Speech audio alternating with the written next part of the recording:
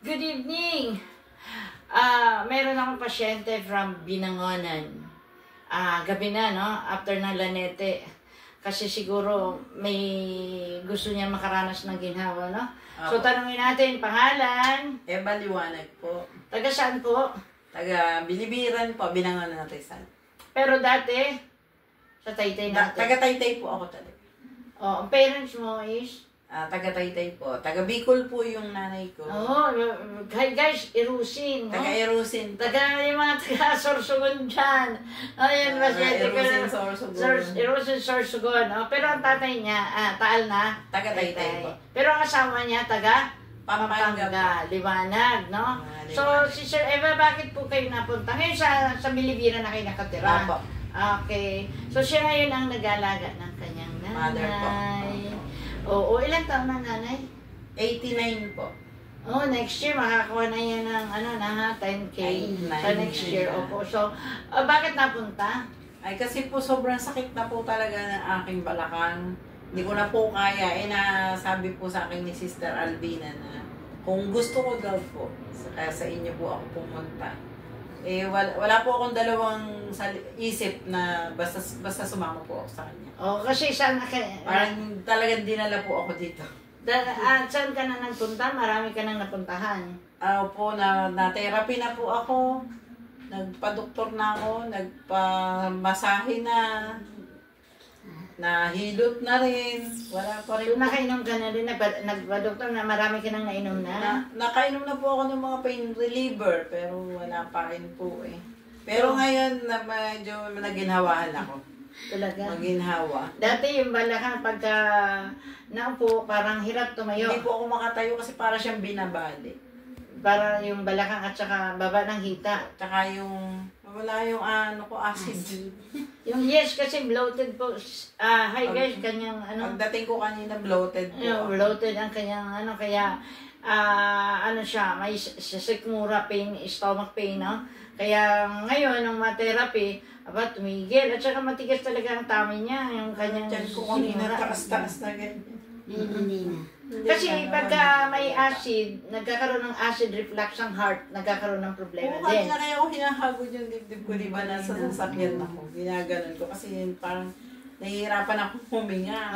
Tapos, pero ngayon, wala na po. Okay na. Praise the Lord, ano? So ngayon tingnan natin kung talagang sige, wala siyang hawakan kasi pag tumayo siya, may hawakan pa. Ngayon tatayo siya, walang hawakan. Wala na po. Okay. Yan. Nakakaano na.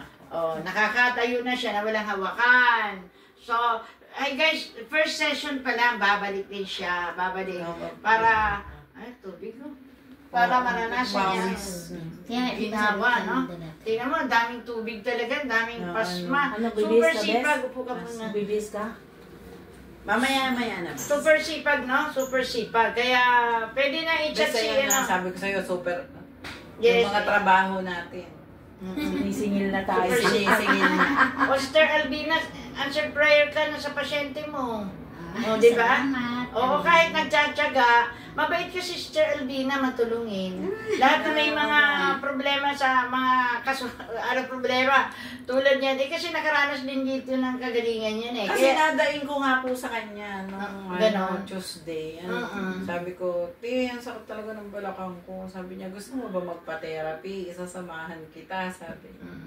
So sabi ko kanina, okay lang ba? Mamaya pwede na ba? Hindi ko na talaga kaya, sabi ko. Okay, ang sabi ko sa kanya, sige, after ng gawain, mga 8:30, kasi, kaya nagmamadali kami, buti ka mo, yung preacher, maaga din natapos. Kaya nagmadali na kami dumansakos. Sister Liz, dalian natin. Kasi baka yung pasyente natin sa Binangonan, nandun na. Dumating na nga. 8 po kami dumaay. 7:37. Dapat babalik ka pa, ha? Para mag-ayos talaga yung right foot, right pelvic bone, at saka left na ito. Ito yung tungkol dito sa masakit. Ano na po, nawala. Yung dito kasi parang lagi hinihila. Magapa na. Magay yung dito niya, yung kanyang lower back.